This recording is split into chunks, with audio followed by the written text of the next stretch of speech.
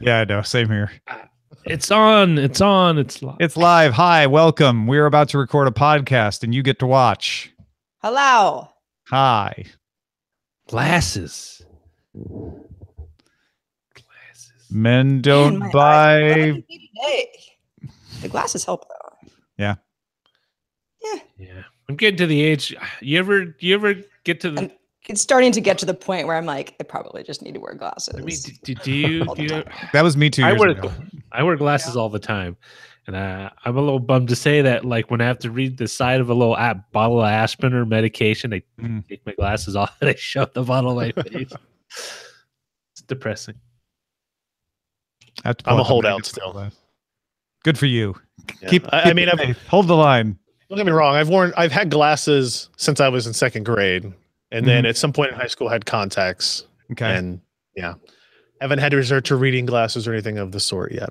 No, it was like 2 years ago. The doctor was like, "You need reading glasses," and I'm like, "Okay." So I did the thing where I had them on a chain around my neck during the day and tried not to have to wear them all the time. And then eventually, I was like, "Just give me the progressives and be done with it."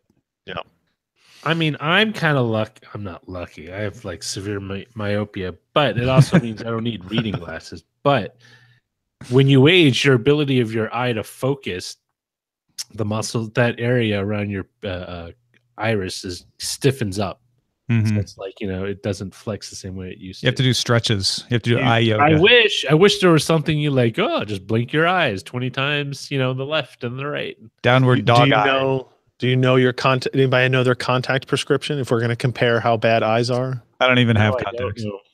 Okay, I don't wear contacts. I am often told like, "Oh, my eyes are awful," and they'll tell me they're like a -5 or something like that. Oh yeah, I'm a -8.25. I'm a 7 something. Yeah, don't know. Pretty bad. When I take my contacts out and take my glasses off, I'm essentially a blind person. I am too, but I still drive occasionally. Like, when I'm switching between sunglasses. Roger, that sounds horrible. That's good to know. Yeah. No, what I do is I find a nice stretch of straight highway and no cars, and I just like. No, it's okay because I only drive on straight roads. It's fine. It's fine. I figure you drive fast enough, the centrifugal force will keep the wheels steering straight. Like people growing up when I was in high school saying like, no, it's okay if I've had a couple beers. I just drive slow. It doesn't work that way. I don't think that's You drive more careful when you've been drinking. I always been told. Yeah. Right. Okay. I think I'm gonna play the chip tune to open us up today. Just for kicks. Cool. But it's yes. One final thing, Ryan. When you see colors at the top of the rundown change, you're not tripping. That's just me. And that yellow just means to wrap up, and red means okay, move on to the next story. Got it. All right. Here. Ooh, where am I? Oh, there I am. Here we go. Daily Tech News Show is powered by you. Yes, you. To find out more, head to dailytechnewsshow.com/support. This is the Daily Tech News for Tuesday, January 30th, 2018. From DTNS headquarters in Los Angeles, I'm Tom Merritt. And from Studio Feline, I'm Sarah Lane. And joining us today, Editor-in-Chief of PC Perspective. Very happy to have Ryan Shrout on the show. How's it going, Ryan? Good. How are you guys? Doing well. Ryan's going to talk to us a little bit about Spectre and Meltdown, just how much you should be panicking or not. We're also going to get into why graphics cards are ridiculously expensive. I can't decide if I should invest in Bitcoin or graphics cards. Wait, those two are related, right? Yeah, quite a bit. Yeah. So that's coming up. Also, our producer, Roger Chang, is here. Hello. Let's start with a few tech things you should know. Sources tell Bloomberg that Verizon is dropping plans to carry Huawei phones. The U.S. government is also pressuring Verizon to end collaboration with Huawei on 5G standards. That trend continues. Snapchat has added 40 skin tones, 50 hair colors, 50 hair treatment options, and more to its Bitmoji advertisers. Bitmoji Deluxe, launched in Snapchat Tuesday, gives you more customization options. Use all that stuff. Facebook is banning any ad that promotes cryptocurrencies to try to prevent people from advertising what the company is calling, quote, financial products and services frequently associated with misleading or deceptive promotional practices. The ban includes currencies like Bitcoin or initial coin offerings, otherwise known as ICOs, and binary options. Not even ICOs, huh? All right, here's some more top stories to kick around. Amazon, Berkshire Hathaway, and JP Morgan Chase are forming a super team. Actually, they're forming a healthcare company, their own company. So they will be the three investors in a healthcare company meant to cut the cost of providing healthcare to their employees. So the company says its aim is not to make money, but to focus on providing simplified, high quality, and transparent healthcare for their more than 500,000 U.S. employees combined. Anytime Amazon gets in on something like this, heads turn, because the pharmaceutical industry has been in dire terror of Amazon moving into their space, the way they have logistics and retail and cloud services, et cetera. And then they team up with probably what is the most respected investment company, Berkshire Hathaway, and powerhouse JP Morgan Chase. This has caused a lot of healthcare stocks to dive today. And I assume both Berkshire and JP are majority investors in Amazon. I mean, why else would there be a... Yeah, I don't know what the split is between the three of them, but they're all three putting their money into this healthcare company. Obviously, Amazon can maybe provide a little technical assistance. Berkshire Hathaway is an investor in all kinds of insurance already, so they've got some expertise there, as does JP Morgan Chase. Well, I mean, it's not like healthcare is all that great to begin with. So, I think if I was an Amazon employee, I'd be like, show me, what do you got? This is what's so interesting. This is three major companies saying the high profit margin businesses out there that offer to us right now are not acceptable. So we're going to disrupt this market because you know what? We can afford, Amazon is the poster child of running on thin margins. We figure we can run on no margin. We just won't have any profit, and it will bring down the costs enough and improve the lives of our employees enough that it'll be worth the investment. Kind of a crazy thing to think. Ryan, does this make any sense to you? I think it's a fantastic experiment to mess around with, right? Because what Amazon can do with this is they basically in the story talk about that they're targeting these three companies' employees. So you don't have to worry about building out an entire national system. You build out these kinds of infrastructure and systems where you have these employees, where you have these major Amazon centers or JP Morgan Chase centers. I think the idea of, they're not getting into medical distribution, but are they going to open up doctors' offices? Are they going to hire doctors, or are they just kind of doing a negotiation between these larger insurance agencies for their employees? Yeah, Roger pointed out before the show to me that Kaiser started as a construction company, wanted to do the same thing. So it'll be interesting to see if this turns out to be an HMO or something like that. Yeah. Moving on, 100 child experts from multiple child welfare organizations in the US and the UK signed an open letter to Facebook asking it to end its Messenger Kids app. The Kids app was meant as a safe way for children to message friends and family with parental approval and supervision while younger than 13, which is the minimum age to have a Facebook account. The experts are concerned that Messenger exposes children to social networking too early, which has been shown, at least in some studies, to cause harm. They argue existing phone and text messaging services are enough, and Facebook messaging app for children not necessary. Facebook says its app was designed in cooperation with online safety experts. Yeah, I remember when we talked about the launch of Messenger for Kids, we gave Facebook credit for locking it down. It requires parental approval. It does not seem in any way to be exposing kids to things that they shouldn't be. Parents decide whether friends are going to get approved and who they get to talk to. And so it felt like it was a pretty safe offering. What these experts are saying is, yeah, fine, but we know why Facebook is doing this. It's to get people used to Facebook so that then they'll start using regular Facebook when they turn 13. It also encourages them to make connections that they might not need to make otherwise and chat in ways that they wouldn't if it was just a phone call or text messaging. And so they're sort of arguing that it on its own may not be bad, but the things it leads to are. I'm just not, and that's very valid. But I'm just not really like, what is Facebook Messenger? Even as an adult, I use it quite often. It's not really any different than text. I mean, it's not really providing something. It's mostly one-on-one communication. So Yeah, when you think I of would it in argue. those terms, I'm like, I'm not exactly sure like what is, harming children specifically that's part of the Facebook Kids app. But I do agree that it's like, yes, we all know that it's the company trying to get you locked in before you're 13.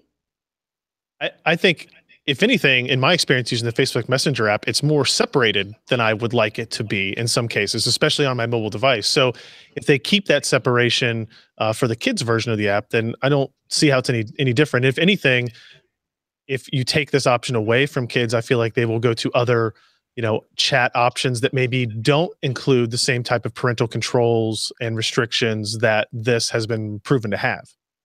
Yeah, I felt like you guys did a part way through reading this story, but then as soon as they said like, look, kids can just have text messaging, right? And parents can keep an eye on that. I sort of see where they're going. Like, you don't need Messenger. There's no need for Messenger unless you want kids to get used to Messenger so that when they turn 13, they're like, oh, now I get to use more of Facebook. And it could lead them to want to try to sign up for a fake account. It could encourage them to do that instead of preventing them from doing that. These experts say, look, the kids that are going to sign up for a fake Facebook account are not going to be deterred because there's a more limited version of Messenger available. So I think I went from being in disagreement to being convinced by this by the end. I mean, I think the underlying issue here is social networking safe for all of us, particularly little kids? Yeah, no, and that's if you're younger than 13. I mean, I don't have the answer, but it sounds like more and more people are like, we need to think about this. Yeah. A preliminary report on the FCC's investigation into the mistake Hawaii missile warning was released on Tuesday. The report cites a written statement from the employee who sent the false alert saying the employee meant to send the warning, believing the internal announcement about an inbound threat was real. Now, previously, it was believed the employee just mistakenly selected the wrong menu option. We use that as an example of the importance of UI. But that's not what happened, according to this employee. Here is what the report says. The midnight shift supervisor, which is the overnight guy, ran a spontaneous drill at the 8 a.m. shift change in order to practice handling a crisis at that hectic time. You want, the shift change is a time that throws in a lot of variables. You want to practice that. However, the day shift supervisor was not informed and therefore not properly in a position to supervise the test. Also, according to the report, several employees verified that the call started with the phrase exercise, exercise, exercise, but the middle text of the call used the phrase, this is not a drill. It used the official text, although it did end with exercise, exercise, exercise. The employee in question claims, I didn't hear exercise, exercise, exercise. I just heard this is not a drill, so I sent a real missile warning. Right before the show, the AP reported that according to the director of the Hawaii Emergency Management Agency, Major General Joe Logan, Vern Miyagi, who is the administrator for HEMA, has resigned. The employee who sent the mistaken alert has been fired, and another employee has been suspended without pay. Right? It's like first of all, I'm surprised that the employee is talking publicly about what happened. Oh, he's not. This is a written statement that was given to the FCC, and the written statement was included in the FCC's report. So yeah, he isn't even talking to the FCC. The FCC complained about that. They're like, we can't really verify the portions of his statement because he won't talk to us. So this is a mess. Is what it sounds like. Now, people are saying that supervisor should be fired. An employee has been suspended without pay. We can guess that might be that midnight supervisor. And the administrator resigning because this all happened on his watch. Ryan, what do you think? What's your take on this? Listening to this, it's like the employee was confused. Okay, fire people, but it's like, it sounds very confusing. Sure. Right? I mean, nobody was trying to send an alert, to like scare everybody. It's like, I don't know. I think drills need to exist for a reason. However, I think most of the time people have to have the knowledge that there is a drill occurring. Otherwise, you're going to have a mistake like this happen, right? The fact that it says in the automated voice through their systems, this is not a drill, right? Is in retrospect a really bad idea. No, that was a mistake that should not have happened. They've since put in implementation that it takes 2 people to verify a missile alert before it goes out, so that one person's mistake can't cause this for everybody, because they have 3 people doing this at a time. But yeah, I mean, when you hear this is not a drill, you either believe it or you don't. You want people to believe it. That's why you only use it when it's actually not a drill. Moving on, Axios reports that Apple is delaying some iOS features until next year, 2019, to focus on addressing performance and quality issues, such as a refresh of the home screen and in-car user interfaces, improvements to core apps like Mail, and updates to photo editing.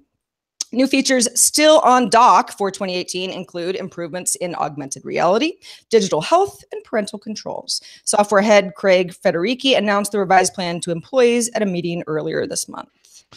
Yeah, I don't know. After Axios sort of overstated the importance of that presentation of the National Security Council the other day, I'm starting to look at them with squinty eyes. But this does fit the facts. Apple has had some major missteps in reliability and security and the way things are communicated. So it would make sense to me if they did say, you know what, this round the update's going to focus on the basics, focus on improvements. I mean, I'm just glad that I know what's going into iOS, whether, stuff's being added or taken away. It's more information than I've ever had before. Ryan, what do you think?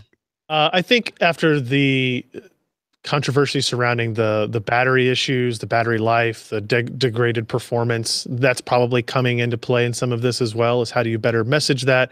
Maybe how do you even better optimize for it? Makes sense. It's kind of surprising that they would say that this is going to take up the entirety of 2018.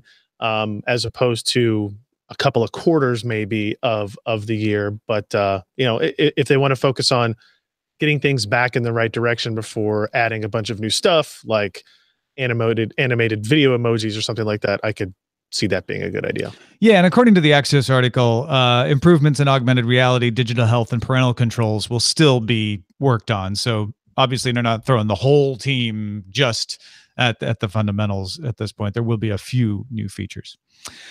Mid to high-end graphic cards from AMD and NVIDIA are in short supply due to cryptocurrency miners buying them in bulk. If you've shopped around lately, you've probably noticed those prices going up, sometimes double what they normally would be. Bitcoin and other cryptocurrencies require miners to solve increasingly difficult math problems in order to create a coin. So miners use stacks of GPUs to do the math. You spend a few $1,000s on some GPUs and you can mine a couple of Bitcoins, you're up $10,000. The more coins that are mined, however, the harder the problems and the more cards you need, hence the constant purchasing of the cards for this. NVIDIA's been asking retailers to prioritize gamers when they're selling their cards. Some outlets like Micro Center are giving discounts if you buy the cards alongside other parts, so that it kind of proves like, no, I'm building a gaming machine and I'm not building a currency mining machine. And the space is moving toward application-specific integrated circuit cards, or ASIC cards, that mine at unprecedented speeds and consume less power than a normal GPU because they are meant specifically for cryptocurrency.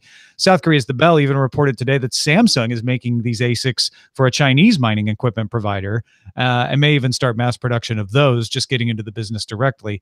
So Ryan, looking at this market, how long are we going to have to put up with these high prices? Are the coin miners going to keep it artificially inflated forever?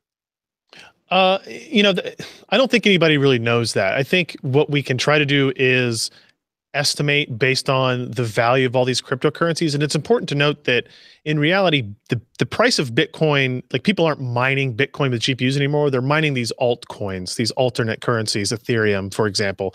But it all kind of tracks with the value of Bitcoin to some degree. So the more valuable it and all the other currencies become, the more valuable the mining capability becomes, thus the more valuable these GPUs become. There's only 2 things that will really solve this issue. One is nobody wants to mine anymore, which would occur if we see this big fallout of cryptocurrency and Bitcoin, or we see a drastic increase in production of GPUs themselves. Well, and I would think that as coins move towards ASICs, that takes some pressure off too. And this idea that Samsung would start making ASICs directly itself might help because it increases the marketplace for that. But what you're telling me is for every Bitcoin that starts moving into needing ASICs, there's a Litecoin or some new coin coming along where people are like, oh, but I can use NVIDIA for that. And there, if you look at Ethereum in particular, like it was kind of created with the mindset of trying to be ASIC, you know, like basically to not be capable of being moved to an ASIC, right? So that was actually one of the goals for its creation.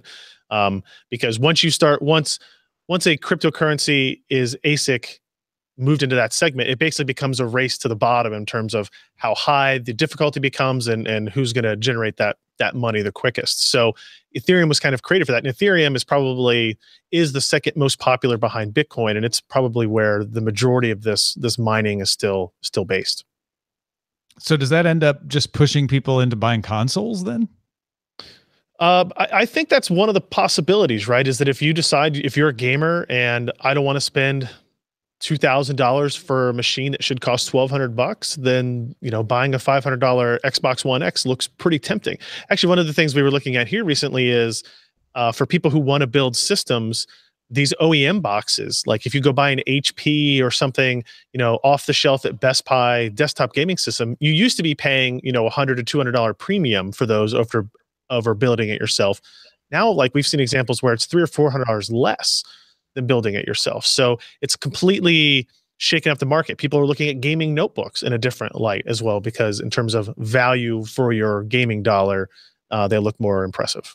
Yeah, that's an interesting perversion of the market, right? Where an OEM has struck a deal to buy graphics cards at a certain price that is now maybe half the price you would pay on the shelf, thus making it more expensive to build the machine yourself. And RAM prices are going up too. Yeah, system memory is kind of following the same trend as graphics, partly because of crypto mining. And so every system that you build has to have some system memory, but it's not really a key component. You can get away with low amounts of memory, low speed memory, low cost memory. But basically the entire memory industry is wrapped up in the idea that they can't quite get enough inventory to meet the demands of both PCs, notebooks, you know, SSDs, and even like mobile phones, right? So you get like an iPhone or a Galaxy device that has 256 gigs of storage that's using up a potential huge amount of the available inventory from guys like Samsung and Micron that are building this. Yeah, and you can't just flip a switch and increase capacity, right? It takes a while to get fabs up and running. Yeah, they're expensive. They're huge capital expenditures where they have to, you know, measure whether or not, hey, we could spend 50% more and build it 50% faster, but will this market die off a little bit at some point? And then we, you know, are left holding the bag. I don't think there's any reason to believe that the memory ecosystem will ever decrease from this point going forward. It will only ever be more valuable. But you're probably looking at 2019 before you see any of these fabs really come on board to address the inventory problem. So it sounds like there might be a little more hope for RAM coming down with where graphics cards is less certain what's going to happen there. Yeah, and there's so many players that have kind of their pull on it. NVIDIA and AMD in production. You've got to worry about places. You know, an interesting fold is TSMC and Samsung and these guys who are potentially building these GPUs.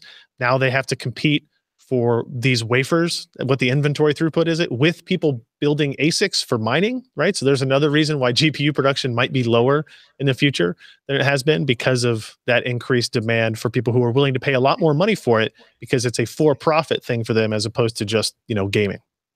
Well, thanks to Rick on Twitter for pointing out that Extreme Tech article on RAM right before the show. And folks, if you want to get all the tech headlines each day in about 5 minutes, subscribe to Daily Tech Headlines, available on the Amazon Echo, the Google Home, Anchor app, and at dailytechheadlines.com. All right, with the recent Spectre Meltdown processor flaws still fresh in everybody's mind, we wanted Ryan to come on and talk to us about how this affects us as PC users. I mean, there's one thing about how it affects you if you're a sysadmin at a data center, which I know some of you out there are. But let's start with us at home. Should an average consumer delay upgrading their PC hardware because of this, Ryan? I don't think so, right?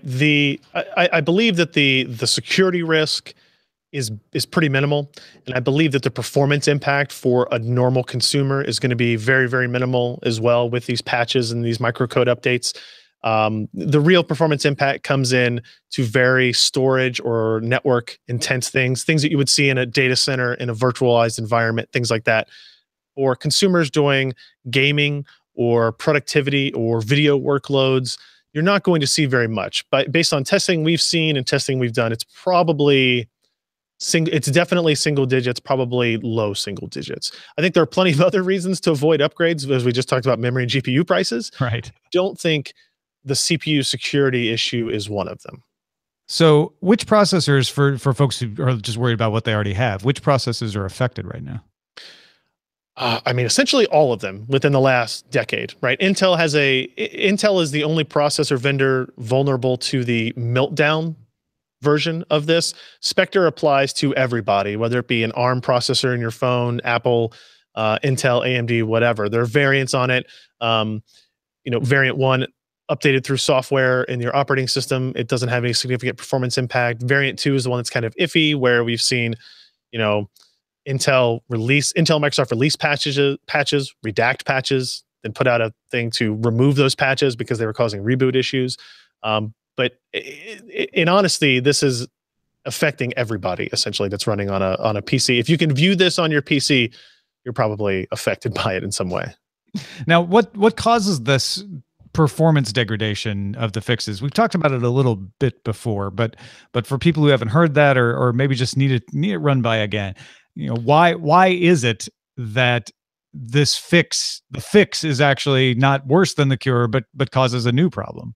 Right. So the feature that's being taken advantage of for these security issues is called speculative execution. It's basically the processor's ability to guess what you want next, try to pre-compute it so that when you ask for it, it's ready quicker or immediately.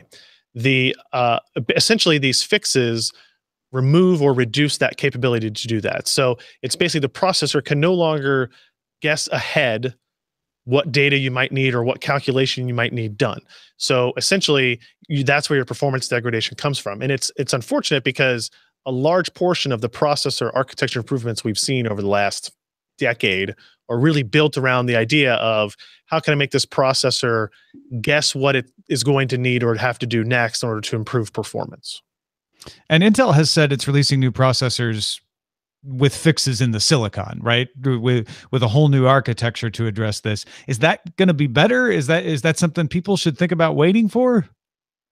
I was actually surprised when they said that at their earnings call that it would be that soon. I think if you look at the differences between an AMD and an Intel processor and how they are affected by this, AMD has always said since day one that they have a near zero impact by the Spectre vulnerabilities. Intel never said that. They had more patches. Essentially, the way that the speculative execution works, for guys who really want to get down to it, it's just how these page tables are managed in the processor. AMD does it a little bit different than Intel. Intel's was attempting to be more performant, more speculative. And now I think what you'll probably see is they pull that back and they look more like AMD in that specific feature set. Is it fair to say that you'd be better off buying an AMD chip if you're buying something new right now, or is the difference really that minimal? I think from a consumer platform standpoint, I think the difference is probably not enough to change your opinion one way or the other. If you were favoring an AMD build because of a price performance difference, you'll still go that way. If you were favoring an Intel build because of some particular workload that you were focused on, that's probably still going to remain. The question mark is, we don't know for sure because of the reboot issues that were present in the most recent Intel patches and the fact that they have now pulled those back. We don't actually know what the performance is going to look like. They may come out with a new one next week and all of a sudden it's 15% slower. I don't believe that will happen, but I can't say for sure. Well, folks, if you want to keep following this, PCPer.com is the place. You guys have been doing a great job over there keeping up on this kind of stuff for us. Thank you. Folks, if you want to participate in our subreddit, submit stories and vote on them at dailytechnewsshow.reddit.com and facebook.com/groups/dailytechnewsshow. Sarah? Yes? Do you have the mailbag around? I do. Gautaman, hope I said your name right, writes in saying, I'm writing to you about a clarification regarding Aadhaar usage in India. We were talking about this yesterday. It is indeed mandatory to link to bank accounts and credit cards, and there's now a deadline of March 31st of this year.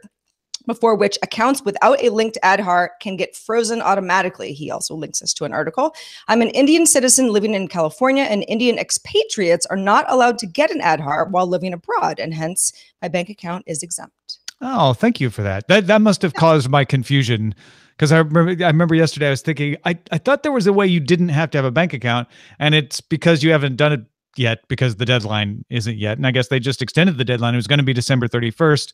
They've pushed it off till March 31st. So you've got a little more time to link that. But wow, that is really pervasive, the way that they're connecting that to everything, and insurance apparently as well, according to this article that he sent. Yeah, exactly.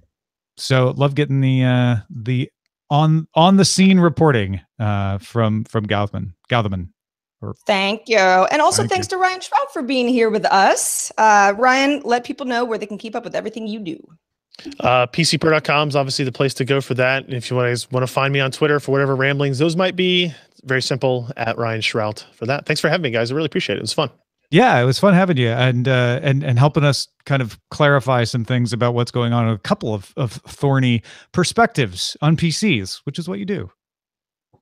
The naming was on purpose. Once again, PCPer.com, of course. And big thanks to everybody who supports this show and allows us to do this show every day. We're up 23 patrons over last month, and we want to see how far we can get. So hang in there if you're still a patron and you can at all keep supporting us. We really appreciate that. And anybody who's been on the fence, now's your time. Jump on in right before the end of the month and get all the perks when they come at the beginning of the month at patreon.com/DTNS. If you want to get a hold of us, our email address is feedback@dailytechnewsshow.com. We're live Monday through Friday at 4:30 p.m. Eastern, 2130 UTC, at elfgeekradio.com and diamondclub.tv. And our address is dailytechnewsshow.com. Back tomorrow with Scott Johnson. Talk to you then.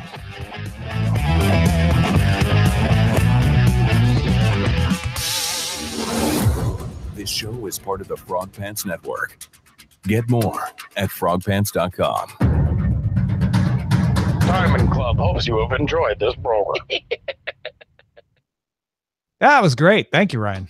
Good stuff, absolutely. Ryan. Yeah, that show was that show moved. I liked it. Yeah, we covered a lot of ground. Well, In like you guys half hour. covered. I mean, there was a lot of information, but it moved. Like, Yeah. like I was going to say the one thing I'm good at is making people change the subject. I was going to say that you've done this before. You're good at explaining things without having to use an inordinate amount of words, and you explained it very well. Yeah, I've done more than my fair share of 5 to 7 minute spots on video. So Yeah, you're practiced. yeah, very cool. What should we call this, Roger? I like Mojam's mind your own GPU business. Mine, M-I-N-E. That's funny. Yes. And That's the pretty follow up would probably be BioKyle's test. This is not a test. Test? Is this a test? This isn't a drill? I like that one too. Yeah, I'm good with that. I like With mind your own mind GPU business. Yeah. I don't know why that has like a old timey feel to it. Like, Well, it's mind also your a own pun. beeswax. Yeah. I also want to know how NVIDIA is like coaching retailers to be like, are you a gamer? Before I So- sell you this card. The way they're attempting to do it, first of all, NVIDIA can't tell them what to do, right? Which is also really important. They're very careful about because they get into a whole bunch of regulatory issues. But they're basically like, hey, maybe don't sell graphics cards in packs of 10. That would be the first option, right? Other than most that, gamers don't need 10 graphics cards. So correct. Exactly. Micro Center's idea is Look for actually a the really warning good signs. idea. The Yeah. crypto miner at Best Buy. The idea that Micro Center has is an interesting idea. Like, hey, this video card's $800, but if you buy it with a processor and a case and a power supply, it's $500. I don't know the exact numbers, but like that's an interesting idea because if you're a cryptocurrency miner, you actually want to buy like one system and 5 video cards, and you're going to buy a very low cost processor, motherboard, minimum amount of memory, all that type of stuff. So the problem is it almost has to be like, I think I think I saw that it was worded somewhere like at manager's discretion, right? Because somebody has to come up and say, yeah, no, I think you're legit. I'll let you buy it at the good price, which is not finish this level of Call of Duty and I'll drop the price. Right. And you don't want to have to do that. You don't want to be in that, like we talk about it all the time, of as soon as you start policing stuff, now you're responsible for that police work, right? And you don't really want to do that. And at the end of the day, if Micro Center can sell a card for $800 and for $500, I get it. They want to sell it for $800. So yeah. Yeah. I think it sucks, but I get it. So the question is there a marketplace way that this shakes out? And the ASIC development seemed to be the way out, but if there's always another current cryptocurrency that you can try your hand at, I guess you just have to wait for the cryptocurrency market to peak and bottom out. Yeah, I think it either needs to bottom out or it needs to be like there needs to be a regulatory decision on which one's going to be used and how, and then that will force the altcoins, the dental coin, the vet coin, all these other things that don't need to exist or probably don't need to exist, and definitely don't need to exist as like, investment opportunities type of thing, will get shut down, which is where some of that will come into play. So when the cryptocurrency bubble bursts and everyone's like, oh, we leveraged high and we lost, is there just going to be a glut of GPUs that you can get at super cheap prices on eBay? Because that's what I'm looking for. Yeah, there'll be a ton of GPUs that you'll be able to buy on eBay, and you'll have no idea what the lifespan on them left will be, right? Because they've been running 24/7, max power draw or close to it in hot environments. And then if you're AMD and NVIDIA, that's why they don't want to increase production. Yeah, because they'll have a glut. They hope. Like they might say, okay, it's going to take us 3 months to get a whole new. We'll place an order for 300% more than we've ever produced before. Inside that 3-month window, everything crashes. Now they've got chips that they have to sell for way lower than they were expecting to compete against their own products that they sold 6 months ago. Yeah, they're now back on resale market. For AMD and NVIDIA, they don't talk about it a whole lot because they don't want investors to be overly invested in that portion of it. Like they don't want people to feel like AMD and NVIDIA are dependent on that for growth, because everybody understands that it's extremely volatile. Yeah. So let me ask you, because you brought up an interesting point. Are you suggesting that like used video cards are probably one of the more sketchier, like used PC component items to get? I mean, yes, I think fundamentally a card that has been run on full power for 24 hours a day for 6 months is not a product I would want to buy and put in my machine, right? As opposed to a card that is maybe used 2 or 3 hours a day for gaming on the high end of somebody, right? On average, over that same 6-month time period, you're talking about a 10x fold in, the odometer, if you will, on those parts. How would you tell though? Like you can't, like there is no odometer on a. Yeah. No, you can't tell. You can't tell. I would bet if I were a betting person that AMD and NVIDIA can tell that there's some counter in their firmwares in the firmware or something that maybe keeps track of that. But these guys who are doing mining are smart. If that does exist, they could clear it, revert back to different firmware or something like that. I don't know, but it's more complicated than any situation that I've ever had to deal with in 18 years of doing this. So yeah, no, it's a unique situation for sure. Already gone way longer than the last kind of bubble we saw as well. Well, I remember when Bitcoin started to crater, seeing a few people say, "Oh, thank goodness, maybe this will make GPUs prices come down." And I was thinking, all those people are using ASICs, so you need all of them to crater. Yeah, so all the big ones anyway. If Bitcoin follows Ethereum and vice versa, like that's what you want to track is kind of the market as a whole. Mm-hmm. Bitcoin is down, it peaked at 19,900 a month ago. Now it was below 10,000 today. So I think if it stays at that level, you will see the reduction of demand, right? Because now somebody who buys a 1080 Ti, instead of making $10 a day, they're making $4.50 a day. Right. now your payoff period goes from, 80 days or 100 days to 250 days. And it's a much less enviable position to be in. It just needs to be at that level long enough for people to give up, stop buying cards, or start putting cards back into the market. And the thing is, some of those smaller coins are actually they're holding their value better than Bitcoin has, which is why I don't think we're seeing any relief quite yet. Yeah. It's fascinating, though.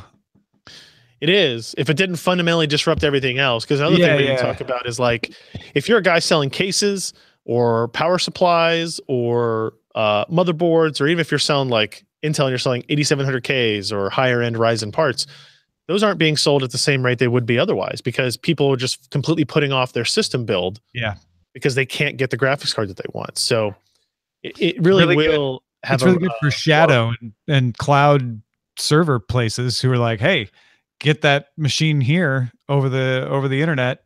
You don't have to lay out any money. It's a compelling option. Yeah. And I think the OEM PC option is interesting. I think the console gaming market is interesting. But yeah, it's weird. In many ways, it has parallels to real estate. Like when real estate investment becomes speculative, it increases the prices by a exponential amount. But the knockoff effect is that it increases the cost of living. People are kind of shunted to different areas of a region because prices are so high, and it's not necessarily because there's a huge demand by homeowners to live there, but by investors who want to put their money somewhere. I bet a very interesting paper could be written about the analogies to the San Francisco housing market and GPU prices. I was born in that city. It's crazy. In the past 40 years. We were just up in San Jose with my sister-in-law, and they were talking about the fact that they're thinking about leaving the Bay Area, even though they both have good jobs there, because they can't move. They can't afford to move anywhere. That would be the equivalent of somebody deciding that they were going to buy an Xbox One X and they had built PCs their entire life. I'm going to leave the PC area because it's too expensive now. Yeah. If only Steam. If only Steam, I could bring my Steam over. Yeah, that would help. No, that's crazy. You know what? Like when San Mateo County was thinking about giving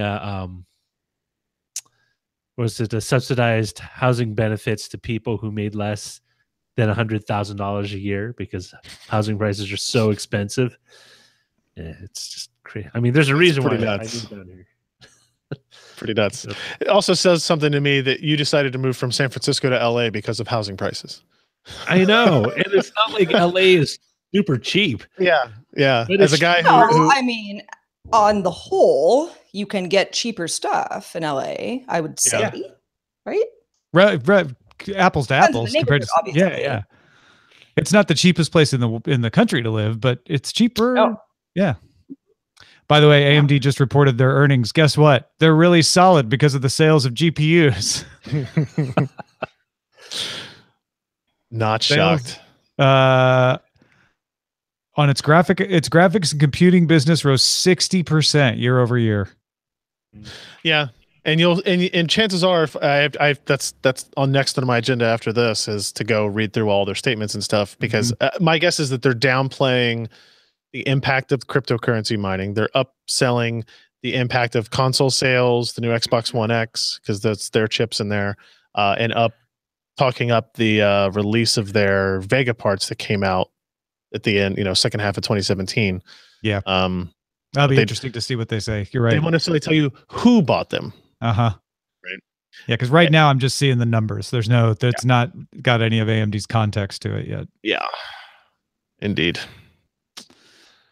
Well, anything else before we're out of here?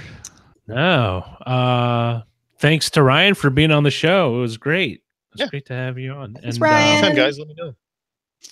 Come back soon. Got this camera. I've got this set. I've got this microphone here all the time. Awesome. Awesome. We will definitely have you back then. All right. All right. Cheers. Thanks, everybody. Bye.